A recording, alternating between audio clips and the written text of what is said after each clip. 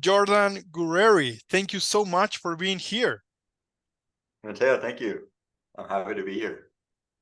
Jordan, today we will talk about leadership in technology, what it means to create and lead a company in technology and in software development. But I want to start for the benefit of the audience by asking you, what do you do today for a living? Today for a living, that's a good question. Really, today, what I do for a living, my mission is really to help companies understand how to harness the power of new technology, especially today, digital and AI innovation, but really how to understand how to harness it and apply it with a human-centric approach. So in a nutshell, I really work to help people and companies solve problems with technology. That's what I do today. And you are leading a company as a CEO. Can you tell us more about that? Your company and specifically some of the services that you provide? Yeah, of course. Our company BlueLabel has been a digital transformation company for the past 12 years, going on more. We started very early on as in the early days of mobile applications and the mobile platforms of iOS and Android, helping small businesses and startups learn how to harness the power of mobile, this new technology, to reach their customers in new and innovative ways. As the technology in that landscape matured, we became far more than just a mobile application developer. Became much more of a digital transformation agency, where what we were working on helped companies build much larger scale platforms that had multiple interactions with customers, B2B interactions, and also management behind the scenes, and lots of cloud-based services to make it all happen. And today, BlueLabel, where we lean more into that consulting services that we provide our customers around strategy and innovation to help them, again, understand how to harness the fast pace of technology innovation to apply it to opportunity, identify opportunity, apply it to opportunity, to do anything from save costs, drive efficiency, or create growth. And so, BlueLabel is a company that I founded in 2011 with my co-founder, Bobby Gill. We've always been on the forefront of technology innovation, and our services really kind of focus on helping businesses understand how to really think about applying the latest and greatest in this technology innovation to further their benefit, but further their business and just achieve success. Beautiful. So if I were to ask how has your vision changed since you started the company? It seems like you started more as a mobile development company, and then you really became that digital transformation partner that enables companies to succeed in this world of so much technology, so many changes, changing trends, but you help them figure out how to achieve their goals through technology, and that has become more of a consulting role as well at the beginning. Will you say that is, when you think about your vision at BlueLabel, what else has changed over the years?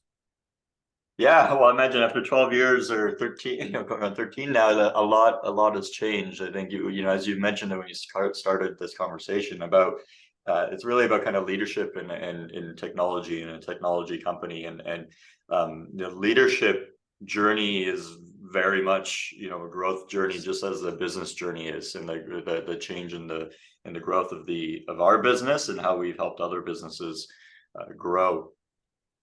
I think when we started out the vision of starting BlueLabel, it wasn't so much that Bobby and I, when we started the company, we set out to say we want to be an agency. We want to help these other businesses create these problems. We identified very early on that and got excited about mobile technology. I was at Microsoft at the time in product management and Windows consumer products, and I was exposed to iOS and Android very early on as we were bringing the Windows Messenger platform or social network to those platforms, those mobile platforms. Bobby, my co-founder, in a similar way, was working on new ideas and whatnot in the mobile space, and so we really set out to just we had our own ideas for mobile applications, and as a small business, just the two of us starting out, our vision was to create mobile applications, new applications on these mobile platforms that solved the kind of software problem in a different way. Software before that was large desktop software that did a lot of things, and people needed to be trained on how to use the software to accomplish many tasks. And we saw that mobile ushered in a new era of being able to create a small application, a very focused application that solved one problem really well in a very intuitive way and came with you wherever you went, wherever you were, where you needed the support of that application or the need to solve that problem. And so it allowed us to kind of think creatively, and we had all kinds of ideas and creative ideas for how to, what kind of mobile apps we can make. And that's what we started doing. That's what BlueLabel started as, a first party application developer.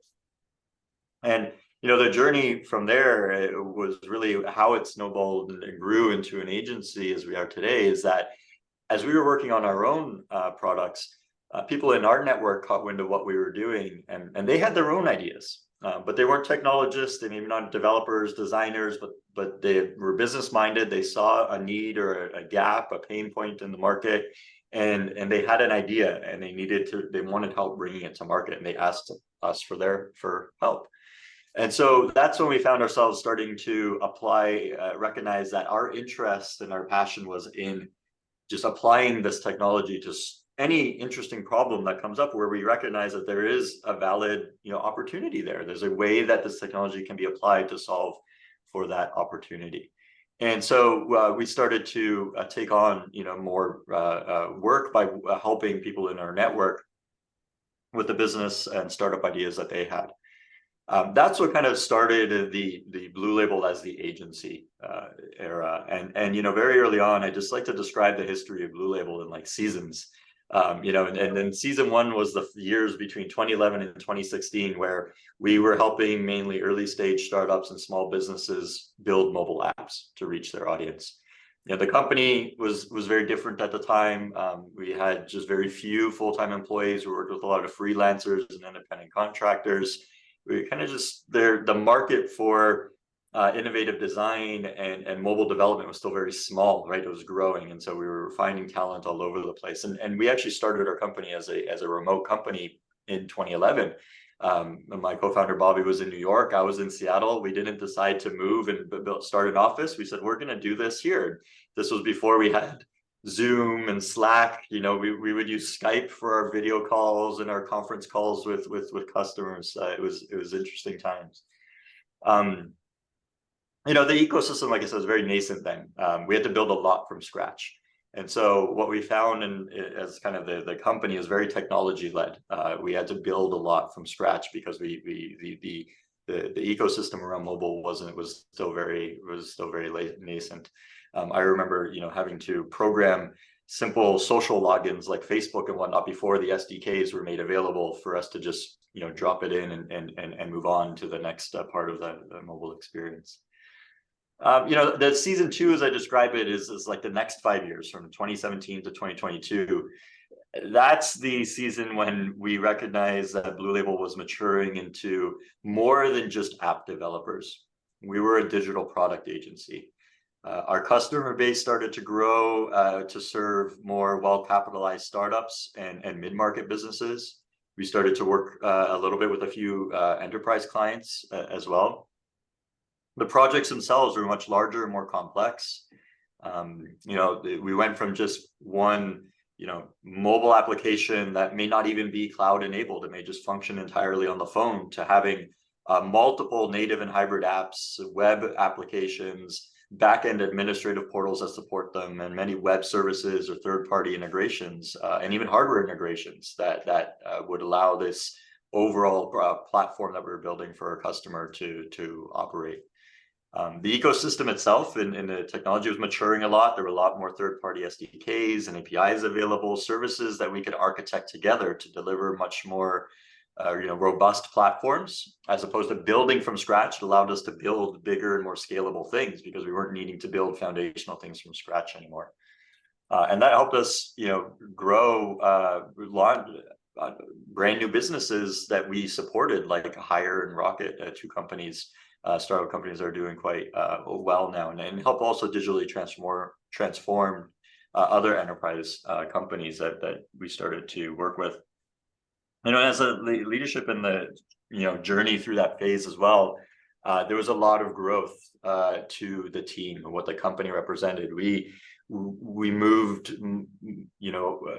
into more of a team of full-time people joining at a rapid pace as we were scaling up to the team to support all of this opportunity that we had. We still, the power of having great partners like yourself, Matteo, to support us in the growth and the scalability we have, but we also recognize the need to develop on the culture of BlueLabel by creating more opportunity for high-performing individuals, key employees in the company, to grow their career and kind of take their passion for applying technology and develop their career in a professional environment like BlueLabel. It was an interesting time too then, if you're, and I'm sure this resonates well with you, but in the period from 2021 to 2022, that the impact of COVID really just accelerated digital transformation for every business, every industry. And that was a whirlwind of an experience for BlueLabel.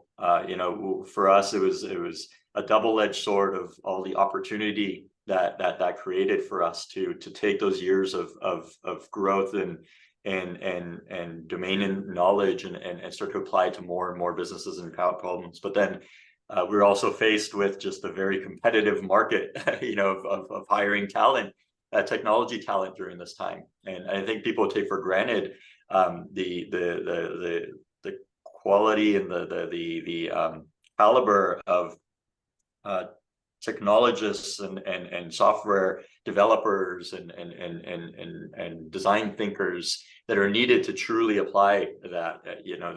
I'm very happy that the era ushered in an attention to science and technology as a place that we need to invest in and grow in education. But the pace of demand, the demand outpaced the speed of education, of ramp up, and access to talent was very difficult, was very competitive. So for us as a company and in the leadership journey, it was really a growing pain of being able to scale up as quickly as the demand was there for it all.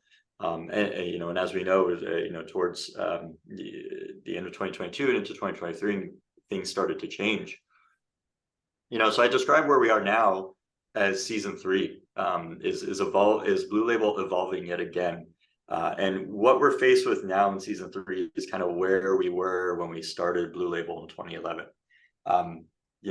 For over a decade, we've built this track record of delivering value through innovation with digital transformation, with mobile apps, with the latest technologies. And here now in 2023, we're kind of faced with a new advent of technology innovation on the scale of what mobile did to software 10, 12 years ago, 13 years ago.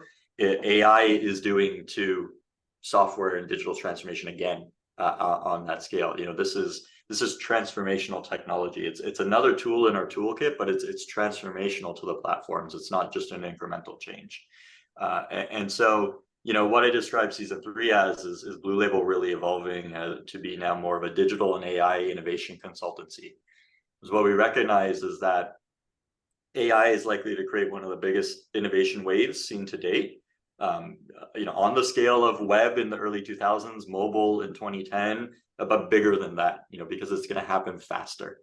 And with the potential to really forever change how businesses operate. And so, leaning more into what we've been able to grow our team around with not just delivery of design and development, but also in thinking about strategy, innovation, and product, allows us to uniquely kind of position ourselves to help our customers, help capture this potential for businesses, help our customers understand the fast pace of change that AI is ushering in, and how to apply it to find anything from cost savings to more efficiency to growth, and in some cases to pivot, to just fundamentally change their business model to be able to survive and thrive in the next generation. So that comes with I think back to like the theme of the leadership journey and change that we experience.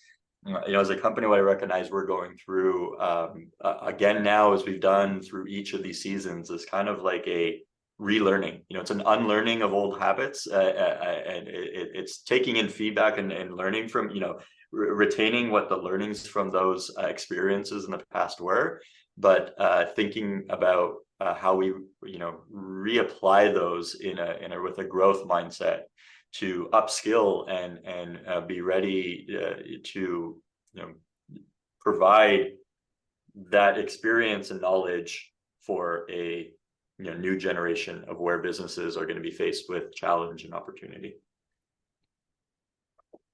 I love it.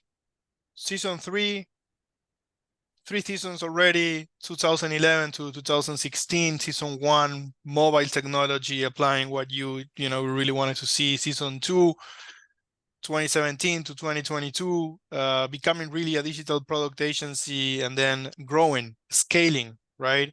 And then season 3, similar to that transformation that you helped navigate and that you navigated yourself in 2011 with mobile, now with the new wave of transformation coming from AI, and then becoming more of an innovation consultancy firm. And then what you said about relearning, adopting new technologies and trends, and upskill. And that goes to my next question of, you've been a leader for a long time, right? And as you said, you had a leadership journey, you learned a lot. If I were to ask you what is the key to success, will you say it is that ability to adapt, relearn, upskill? Is it finding the right people? Is it having the right relationships? Is all of the above? What do you think is the key to success as you keep leading a company such as BlueLabel? Yeah, no, it's a great question. That is really kind of leans into the leadership journey of a multi-year legacy. I think one of the words you said, I think to me resonates as the key. It's adaptability. I do think that adaptability as a core value, we describe it as resilience.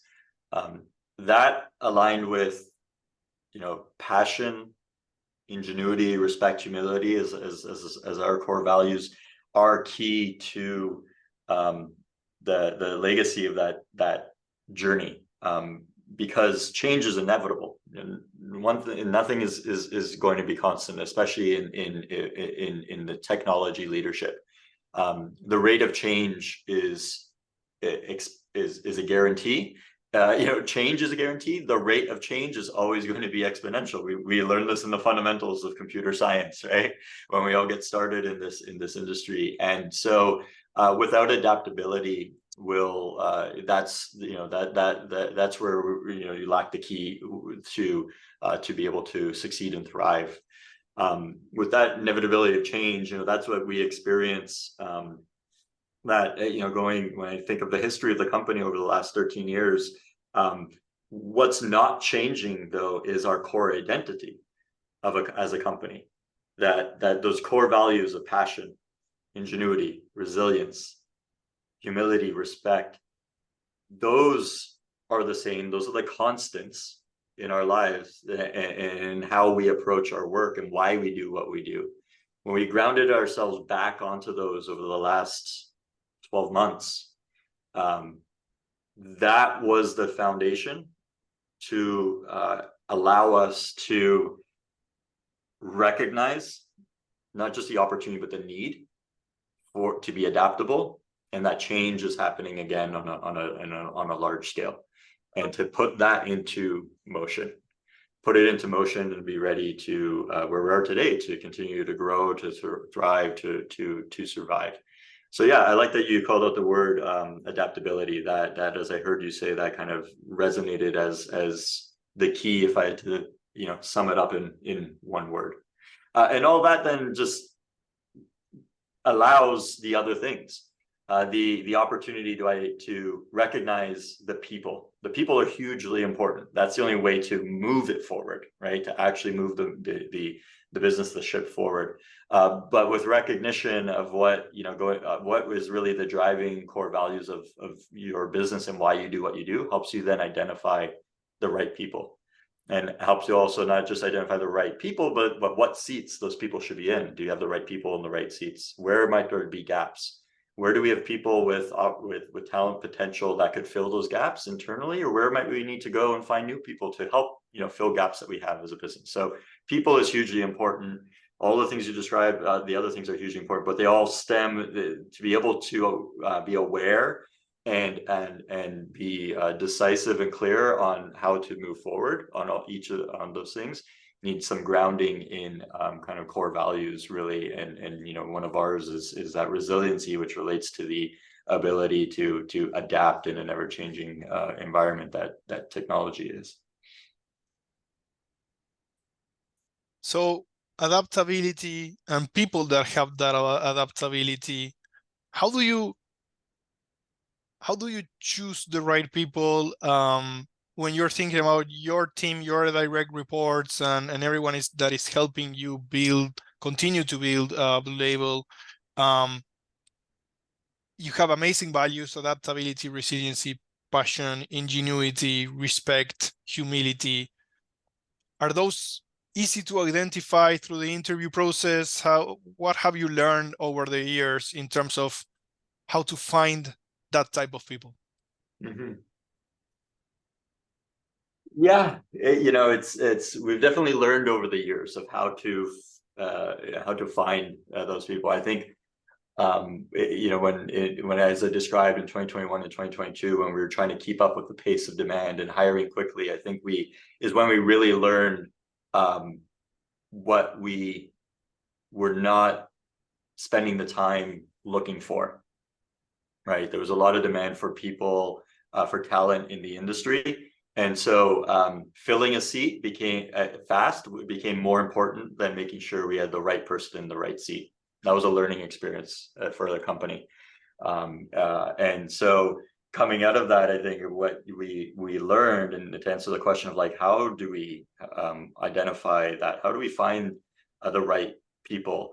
Most recently, I think of it as something I learned in a simple framework in kind of assessing the team that we have and looking for a talent is the idea of three simple concepts of get it, gets it, wants it, has the capability to do it. And then with those three things is the alignment to our core values. Thinking of gets it is does the person, whether they're an existing team member or somebody new that we were interviewing, do they really get what the role is, what the opportunity of the role is, what the challenges and expectations of the role are? And that comes in two forms. Are we very clear about what that is? Are we being transparent and humble without trying to be too vague or hide anything about the complexities or the expectations of what the role is, why we are looking to move someone into this position or internally, or hire a new person into a new position that we have? So the idea of like, do they really get it? And that puts pressure on us to make sure have we very clearly, transparently, and humbly articulated what our expectations are, what we want. The next thing is like, do they want it? Right?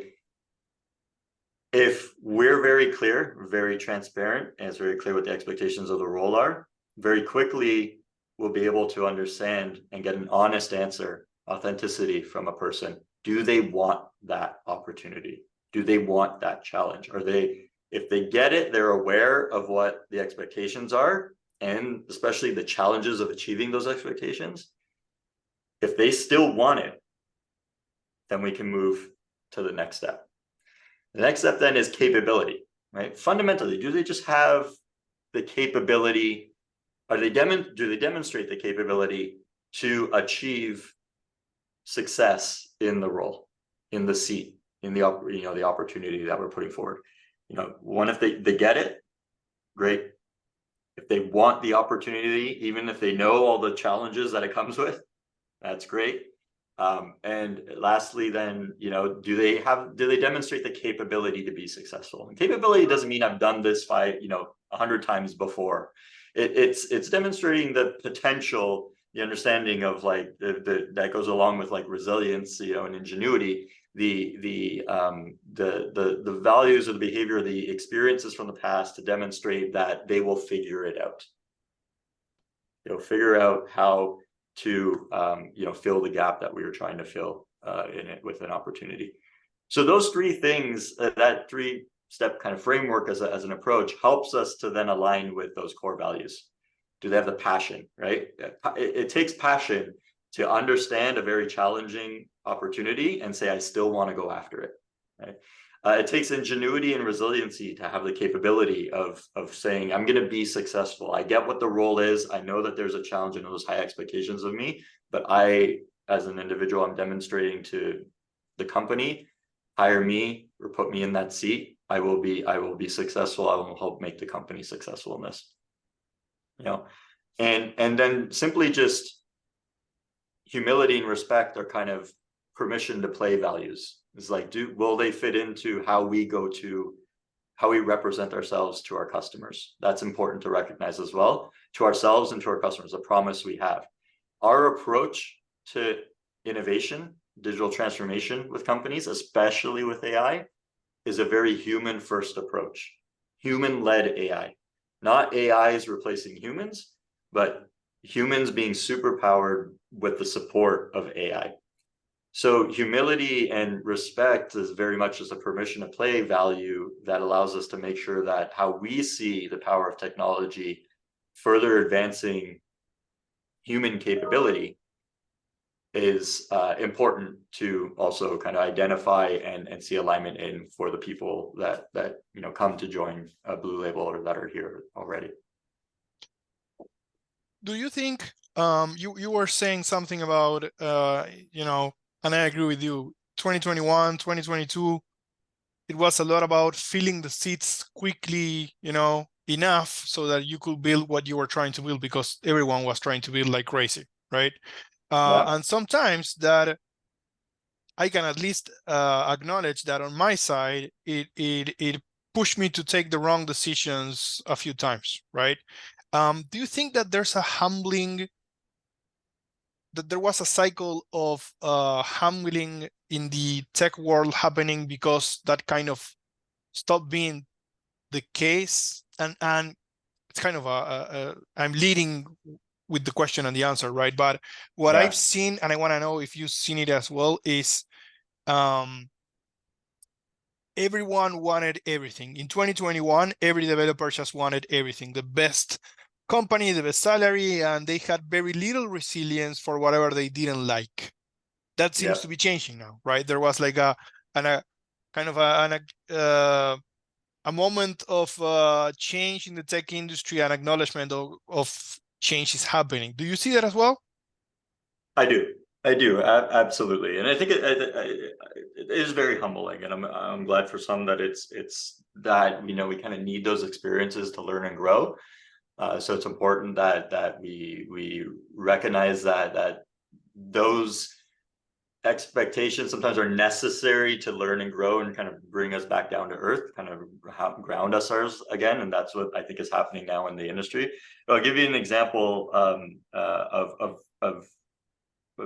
how much I agree with that and where I see it as true. Is one of my good colleagues runs a recruiting company for in the gaming space, so for developers, designers, and specifically in gaming, in video gaming. And she had made a comment about how last year, 2021, 2022, candidates, to the point you were making, would be so aggressive about their recruiting because it was so competitive, it's so many offers, that they would turn down interviews and say, just send me the offer. I don't want to do the next interview. Send me the offer, because I'm going to compare it with all the other offers I have. And nowadays, right now, 6 months, 12 months later, it's the complete opposite, right? There's a lot of people interviewing and looking for these opportunities, and there's far less opportunities. And as a company hiring, we just went through and hired 3 people to the company in the last month. In new roles, new seats, because we're restructuring a little bit. We were able to take our time. It took 2 months to hire and fill the right seat. Why? Because of what I learned through that experience. I want to make sure I got the right person in the right seat. They get it, they want it, they have the capability to do it, and they align with our values. And I had to take a very slow approach and thoughtful approach to it. So yes, we've gone through a humbling in this industry. Last year, like I said in that example, candidates had many job offers. They had competing offers. Even people who we may have just brought on and were only 6 months in role were already getting competing offers, trying to be poached from other companies with salaries and stock option plans from big tech that we couldn't match, as a smaller business.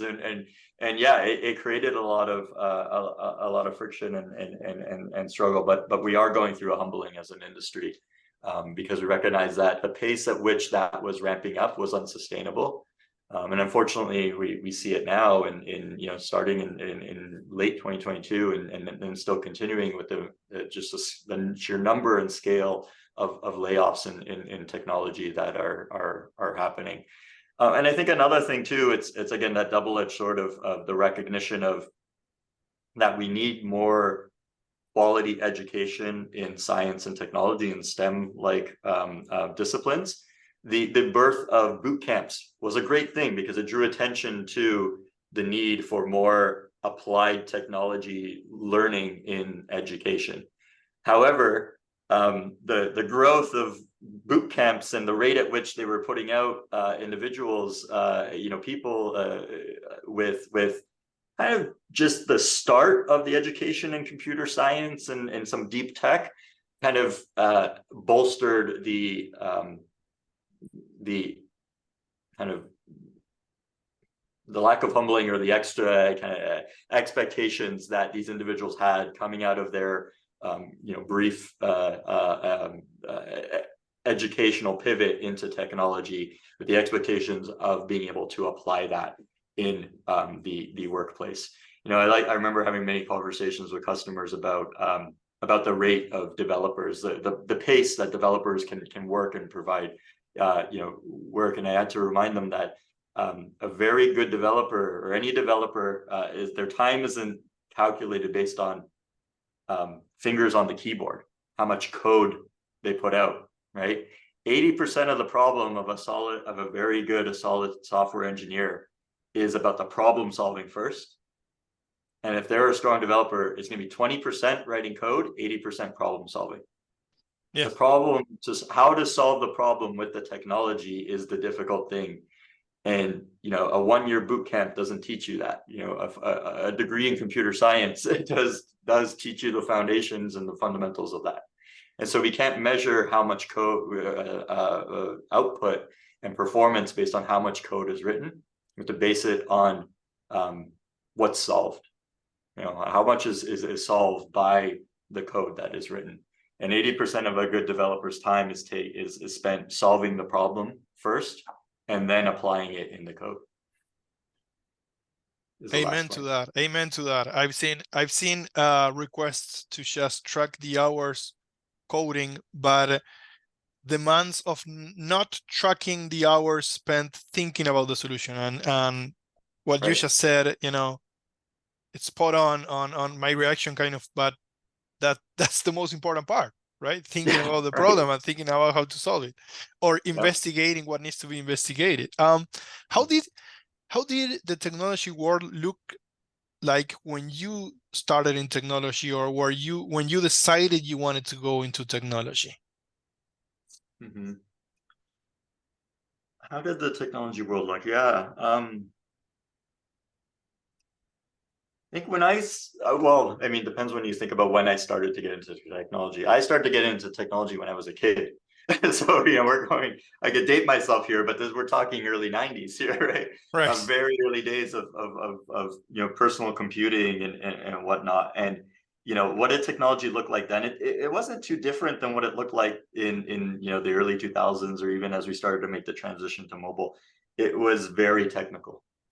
It was very, very technical. It kind of took individuals with a deep passion for technology, those technologists, to truly understand it and to be interested enough in applying it. And it was a little taboo still. It was not the cool thing to be into computers in the 80s and early 90s, right? And so it was something that the state of technology was really for the early adopters. As technology as we know it, technology is many generational thing, but and so I think that when I got started as a kid, I was one of those individuals that would take apart computers and put them back together again. I would constantly be going to the small computer shop, and I grew up in Toronto, Canada, and downtown Toronto. I couldn't go to a Best Buy or a Fry's or what we have today and buy my computer components. I had to go to these really small stores in the heart of downtown to sift through shelves of stuff and find the components, and upgrade my video cards and memory and things like that to be able to play the latest game I wanted to do, or mess around with something something new that I might have been trying to program or play with on the computer at the time.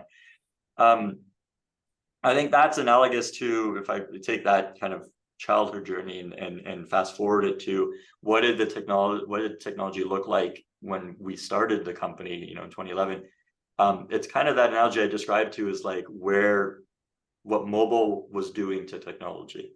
Mobile started to usher in the acceptance and the awareness of how software technology, IT technology, can be applied in advancing human experience.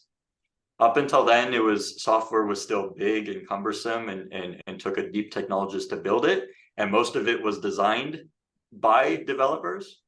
Whereas when mobile ushered in an era where technology can now be thought of as a solution by design thinkers and applied by technologists with more design thinking, ushered in an era where it became more accessible on a human level. We can develop apps and design them and whatnot to work with the context that we're in, not that we have to go into a particular context to work with the software. Software comes with us, and it just works within the context that we're in, wherever we might be physically or mentally at that time. And so what did that mean? Where I kind of was drawing an analogy back to that childhood of mine, though, was still, it was so nascent as a technology that, like, I would need to go to the little computer store in downtown Toronto to find the part that I needed to put together the computer, to get it to run the game I wanted to at the frame rates that I wanted to experience it at. In a similar way, when in early 2011, 2010 through 2015, when we wanted to build a mobile application to work a certain way or deliver a certain kind of experience for the end user based on what the opportunity was, we had to go looking and building for things that didn't really exist yet. Right? So it was still required a deep technologist and software programmers capability to fill the gaps, but we started to benefit from the ideas and the awareness and the vision that design thinkers and product people and innovative business leaders had that were not technologists. They had ideas, and we could marry them with accessible technology to bring those ideas to fruition. And that was a nice fundamental change that was happening in the early days of mobile. And that I think we're going through again right now. There's a lot of great ideas of business ideas and awareness of where there's challenges we couldn't solve before we had AI. Where now we might be able to make another go at it, another try. And that mindset paired with great technologists that are still know how to apply it can bring to fruition brand new ideas or solve problems we had before that we couldn't solve before, but now we can because we have access to these tools that were kind of out of reach to build ourselves to a certain degree. Is that your biggest driver? Solving problems, filling the gaps, when, for you personally, Sunday afternoon, and you think about the week that's coming, right? Mm-hmm. What drives you?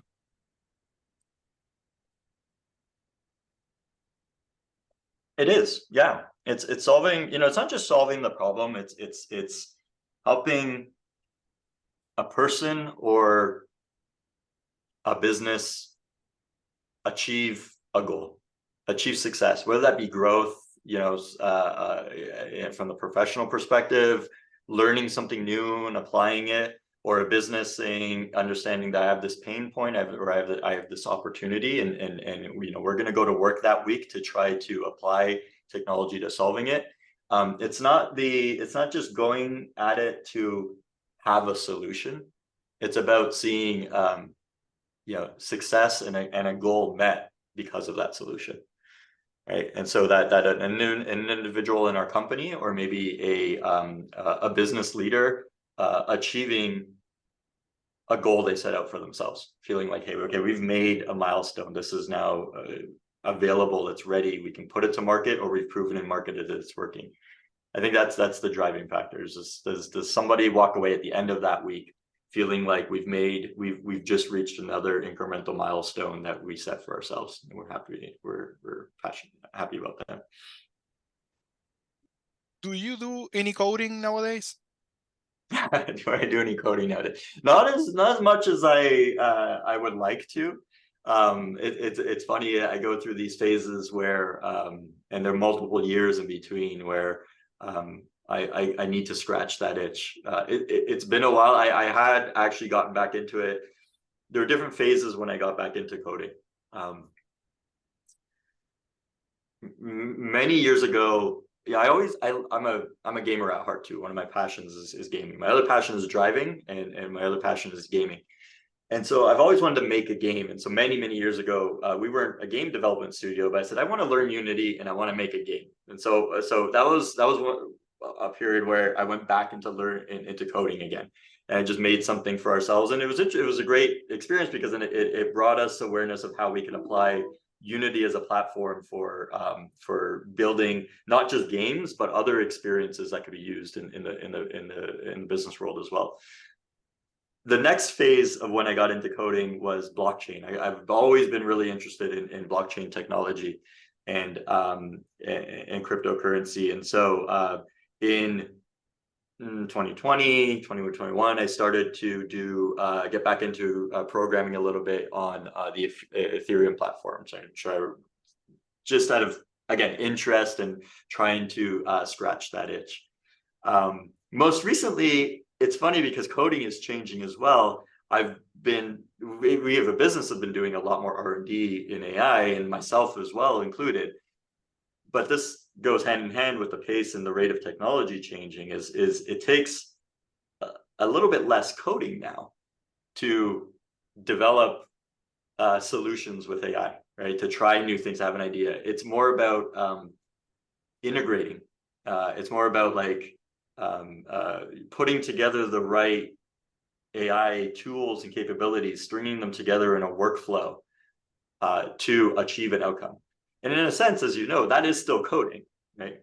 Coding is essentially, point A to point B mapping. There's a set of rules and logic to take inputs and get an output. So in a sense, yes. You know, I've been coding in the last 6 months with various AI tools, but not in the same way that, you know, I learned you know, or that I would think about coding in terms of fingers on the keyboard writing lines of code as it would have been, you know, 5 years ago, 10 years ago, 15 years ago. Got it.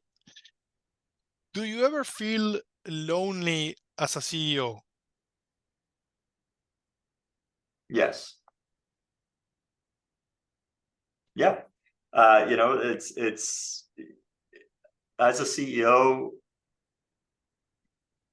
you have a lot of attention. There's a lot of eyes on you, but there aren't as many people to speak to in the truly kind of vulnerable and humble way that sometimes as a CEO you need to. For me, how I fill that gap is I have a network of coaches and advisors, you know, individuals that I can speak to about the things I'm working on, you know, challenges I'm having, or get feedback on ideas that I may not be ready to go to my team with or customers with or something else. And you know, it's because as a CEO, I think there's often this image and this expectation that you have the answer. Like you're expected to always have the answers, to know what to do. There's a book written about it, or you know, there's something you've already learned, you've already experienced it, you've done it. But I'm a part of an entrepreneur and CEO network called Entrepreneurs Organization, and every month for 4 to 6 hours we meet. I meet with 7 other entrepreneurs and business owners in businesses not even related to technology. We're talking construction, healthcare, restaurants, you name it. And we're there just to coach and mentor each other, because on the fundamentals as being a business owner, an entrepreneur, and a CEO, we may have different businesses, but at the root of what we're working on, whether it's challenge, a pain point, or opportunity, it's all the same. Somebody in that room, when I sit down in that room and we talk, whatever I'm bringing to the table, at least one person around that table has already been through that before and can share an experience about it. Or somebody else around that table is also going through that same thing and happy that I brought it up because they didn't know who to talk to about it. Or someone's like, I'm glad I'm listening to this because I can see that that's going to happen for me at some point in my journey, you know, as a leader and CEO. So yeah, as a CEO, it is a very lonely position. There's kind of there isn't anyone above formally that you can look up to, and also everyone looking up to you has a certain level of expectation of what, you know, that you're always on, always available, always knowing the answer of what to do next with clarity, and which is difficult. But I think the valuable thing that I've experienced is that there is an opportunity to make sure that there is somebody or a body of people. And for me, that's 2 forms: is the coaching and advisory board that I have, and then also my EO network that are just peers going through the same opportunities and challenges that you know I'm going through each and every day. What is your advice for anyone that is getting started in the tech industry?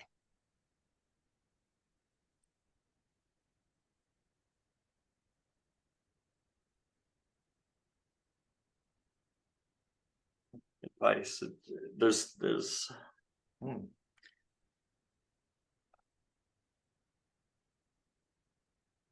I think what's paramount now for getting started in the tech industry is being mindful and aware of why you're interested in this technology or learning this technology and how it's going to apply to advance human value, right? To provide value to humans. I think that's important. I think technology's evolving so quickly, and there's so much that can be learned. And I encourage people to learn, you know, and technology, learn programming and whatnot. But I think it's important to walk in there with an intention of like why they want to apply it. And the reason why I say that is because then direction will be difficult. Having direction of where to apply what you're learning and what to learn. There's just so much that can be learned. There's so many different places that can be applied without intention of why you're doing it. The risk is that you'll be scattered, right? And so with that intention of why and where you want to apply it, what kind of problems you want to solve, that would be a place to make sure that that's kind of understood, or you have a starting point. It's okay if that changes over time and it's natural for it to, but at least to have an awareness of it to get started. And then, you know, second to that, with that awareness helps you narrow in on fundamentals. As we said when we talked about programming, you know, 80% of the programming of the time spent working with technology to apply it is thinking about the problem and how to solve it with the technology, and then 20% is actually doing the work to program or you know, use the technology to solve the problem. And so that 80%, being able to understand the technology at its fundamentals, to know how to apply it to solve the problem, takes the fundamental knowledge, not just the applied knowledge of practicing code, syntax, things like that. With what we have nowadays with AI and with all these application development platforms, they're so helpful. It's like what what calculators do for math. You know, you don't have to memorize all the multiplication tables and the additions and things like that to do the math. But if you don't understand when's the time to apply a certain formula, right, then you can't solve the problem. There's lots of other ways to get the help of like, once you know what formula to solve, well, what is the formula? How do I write it in there? What's the code, the syntax? Lots of simple ways to you know, lots of tools out there that help us do that. So, you know, having an intent of why you're learning and where you want to apply it, and then making sure to learn and start to understand the fundamentals of that technology that you want to apply. So that'll help you with that 80% problem of really truly understand how to solve the problem with that technology, as opposed to the 20% of just doing the work of it. Last question. What do you do when you are not working? When I'm not working, well, I mentioned you know, I've got a family. I've got a wife and 2 kids. I've got an 8-year-old and a 10-year-old, and so definitely a lot of time is spent with family, whether that be just spending time with them, you know, doing fun things with them, playing with them, or helping them with school, their homework, with their projects. Definitely there's time spent with my family. I love my family, and I value being an entrepreneur and a business owner that I can be mindful of my time and balance it between my work and my family, but also myself. The other thing is time for myself. I recognize that it's always been important to me, and one of, you know, I have a couple personal passions where I spend my time that's just for me. You know, like I said, one of those, probably the most interesting, but not always the easiest, the most accessible, is driving. I'm a car enthusiast. I love driving. If I need to get out and clear my head, I'll jump in my car and go for a drive around the neighborhood and look for some you know, inspiring scenic roads or something like that. I also love racing. So I go to a racetrack. My personal commitment to myself is to go once a month while the season is on. You know, for me, my day at the golf course is a day at the racetrack in my race car. And just 2 weeks ago, actually, I competed in a race with a new racing team that we just put together. It was a very novice rookie league, and it was a lot of fun. We did an endurance race for 14 hours, and our car finished and we finished, which is the primary goal of that race. And let alone, we also finished 4th in our class, which was the A class. So Wow. I'd say overall is a success for the weekend. But yeah, driving and racing is one of my personal passions, and I always make sure there's time for that. And when I can't get out to the racetrack, my other personal passion is gaming. I love video gaming. I love playing video games. Still a gamer at heart. Have always been, and so that's you know, that's a simpler one to dive into when there's a little bit of free time. Very good. Very nice. Jordan, this has been an amazing conversation. I took thousands of notes, and I learned so much. I always learn when I do podcasts, right? But I have to be honest, today I learned a lot, and